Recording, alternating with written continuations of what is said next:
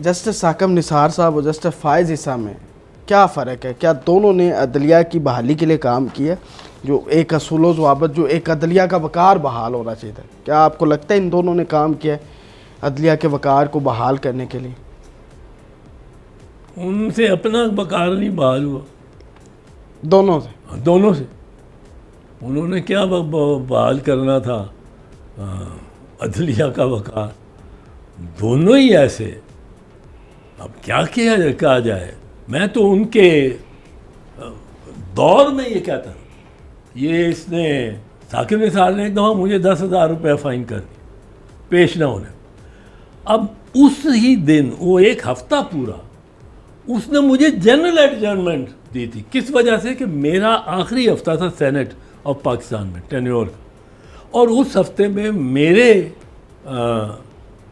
लिए सेनेटर्स ने, कुछ MNAs ने और कुछ गवर्नमेंट की तरफ से तकारीब थी आखिरी हफ्ते की, और मैं मेहमान ख़ुसूसी था बेशतर में।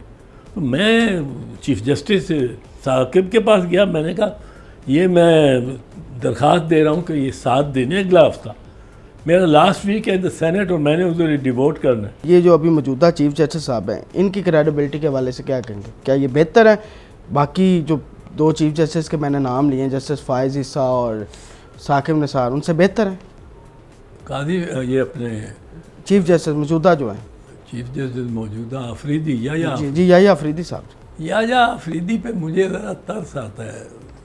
इतनी अच्छी रेपूटेशन थी, इतनी अच्छी रेपूटेशन थी, पर अब चीफ जस्टिस हैं, लेकिन जिस तरह 3 किस्म के दर्जे होते हैं सिविल जज के, सिविल जज 3rd क्लास, सिविल जज 2nd क्लास, सिविल जज 1st क्लास। सिविल जज जो होता है 3rd क्लास, हमारे ज़माने में, मैं जब सिविल जजी में का वकालत करता था, तो उसके 25,000 रुपये तक मालियत अगर दावे की हो तो वो सुन सकता था। सिविल जज 2nd क्लास जो था वो 5 या 3 या 5 लाख के दावे था, और सिविल जज 1st क्लास जो था वो सारे ही, हर केस चाहे उसकी कितनी भी मालियत हो, उस केस में मुतनाज़ा ज़मीन है, उसकी मालियत 20 करोड़ है, तो वो भी केस सुन सकता है। अब ये चीफ जस्टिस खुद सुप्रीम कोर्ट जज 2nd क्लास बन गया। कैसे? आप देखें, अब 2 किस्म के जजेज हैं सुप्रीम कोर्ट में। एक वो जज हैं जो हर केस सुन सकते हैं, आइनी भी और गैर आइनी भी, जो आइन से बाहर है, और एक वो जज हैं सिविल जज 2nd क्लास जो है, सुप्रीम कोर्ट जज 2nd क्लास, जो आइनी केस सुन ही नहीं सकते हो। भाई तुम सुप्रीम कोर्ट के जज हो, वो तुम्हारे सामने साथ जो सुप्रीम कोर्ट का जज बैठा है, वो उसको इख्तियार है कि वो हर किस्म का केस सुने। आप कैसे सुप्रीम कोर्ट के जज हो कि आपकी उस जितनी जुरिस्डिक्शन नहीं, आप सिर्फ अब 26वीं तरमीम को नहीं मानते। आप सिर्फ ये जो है मियाँ बीवी के झगड़े, हाँ, कोई लोन या कर्जे का झगड़ा, कोई सूद का झगड़ा, कोई आलू टमाटर का झगड़ा, आप ये केस सुन सकते हैं। आइन का आते हैं तो आप चूँकि सिविल जज 2nd क्लास हैं भाई साहब, आप सुप्रीम कोर्ट के जज 2nd क्लास हैं, और ये chief justice is not on the constitution bench. इसको वो इख्तियार ही नहीं है कि वो 90% ऑफ द केसेस जो सुप्रीम कोर्ट में जाते हैं उनको सुन ही सके। 15 जज लगा दिए हैं जिनको सिविल जज 2nd क्लास बनाया, उनके लिए कोई 20% केसेस सुप्रीम कोर्ट के सुनने वाले होंगे उनके इख्तियार में। तो ये तो कोई इस पे मुझे तरस आता है, इस चीफ जस्टिस पे। जो चीफ जस्टिस तो है, मैं बहुत इसका एहतराम करता था, मुझे बहुत ये अच्छा लगता था, बड़ा सेंस ऑफ ह्यूमर था, बड़ा लॉ नोइंग था, है, होगा अभी भी। और अब वो सिविल जज 2nd क्लास बना हुआ है, सुप्रीम कोर्ट जज 2nd क्लास, जिसके इख्तियार में ही नहीं है कि उस कॉन्स्टिट्यूशन आइन से मुतल्लिक, और जो सुप्रीम कोर्ट में ज़्यादातर तो आइन और मानी और वज़न रखने वाले, अहमियत रखने वाले ज़्यादातर तो जजेस केसेस जो हैं वो होते हैं आइनी इख्तियार समात में, तो ये नहीं है।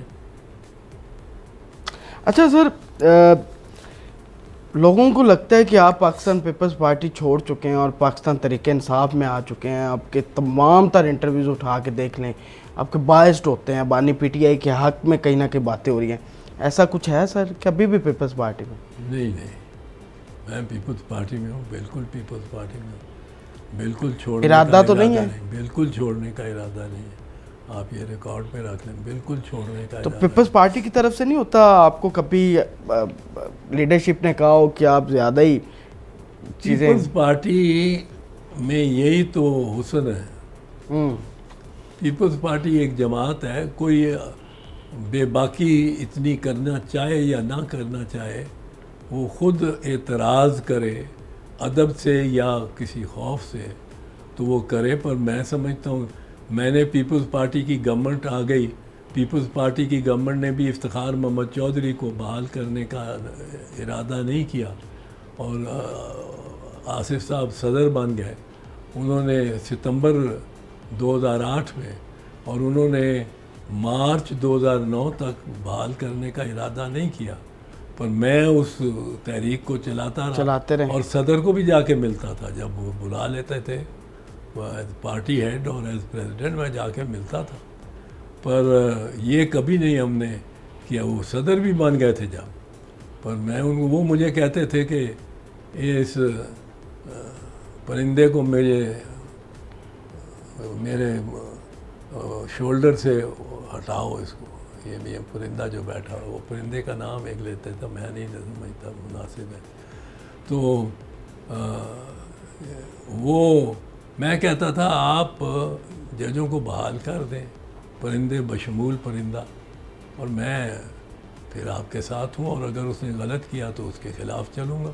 गलत तो किया ना, फिर बहुत गलत किया और मैं उसके खिलाफ गया, बहुत गया। मैंने उसके सामने उसके सबूत रखे, उसके बेटे की करप्शन के, जाके सितंबर 2011 को, अभी उसके 2 साल बाकी थे एज चीफ जस्टिस, वहाँ से उसका मेरा। अच्छा, आपने साकम निसार साहब की बात की कि ये अपना जो है वो अपना तो वो कर नहीं सके, वकार बहाल, तो ये अदलिया का क्या करेंगे? इसका मतलब ये है कि साकम निसार साहब ने नवाज शरीफ को गलत निकाला था?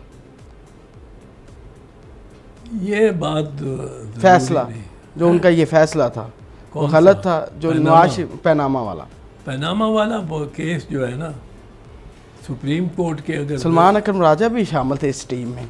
नहीं, मैं पैनामा का केस जो है, सलमान अकरम राजा उसकी तरफ से, नवाज शरीफ की तरफ से पेश हो रहे थे। अच्छी बात है, उसकी तरफ से मैं भी पेश हुआ हूँ उसकी पहली हुकूमत के बाद, जब उस पर अताब आया। आप तो सबके फेवरेट वकील रहे हैं, आप चाहे सियासत जिस मर्जी पार्टी से करें, बतौर वकील आपको सब ने जो है कहीं ना कहीं आपको उन्होंने टच ज़रूर किया, ये तो है। तो ये पनामा वाला केस ठीक था नवाज शरीफ के ऊपर? पनामा वाला केस इसलिए ठीक था कि उसमें अकामा जो है, अकामा क्या है, वजारत उज़्मा से हटा देना ठीक था। अकामा क्या है? अकामा है एक सर्टिफिकेट कि मैं फ़लाँ कंपनी या फ़लाँ शख्स गैर मुल्की कंपनी मैं काम का मुलाजिम हूँ। अब किसी प्राइम मिनिस्टर को ये इख्तियार है कि वो बरतानिया का प्राइम मिनिस्टर इंडिया के रिलायंस ग्रुप में डायरेक्टर लग जाए या एम्प्लॉयमेंट ले ले प्राइम मिनिस्टर होते हुए। अकामा तो ज़्यादा ख़तरनाक था मियाँ साहब के लिए। सुप्रीम कोर्ट ने ये गलती की कि अकामा पे क्यों नहीं सज़ा दी, उसके कोई ज़रूरत नहीं थी तनख्वाह ले या ना ले, तनख्वाह की बात ही नहीं थी। आपने सर्टिफिकेट दिया कि जी मैं अकामा मेरा है, तनख्वाह मैं नहीं लेता। भाई अकामा मुलाजमत का सर्टिफिकेट है। आप पाकिस्तान के वज़ीर होते हुए, जितने वज़रा ने अकामे दिए हैं, वज़ीर होते हुए, पाकिस्तान के वज़ीर आज़म होते हुए, आप किस तरह किसी भी गैर मुल्की कंपनी हो, इंडियन हो या अंग्रेज़ी हो या ऑस्ट्रेलियन हो, उस कंपनी के मुलाजमत किस तरह कर सकते हैं? आप पे पाबंदी है कि आप कोई और मुलाजमत नहीं करेंगे।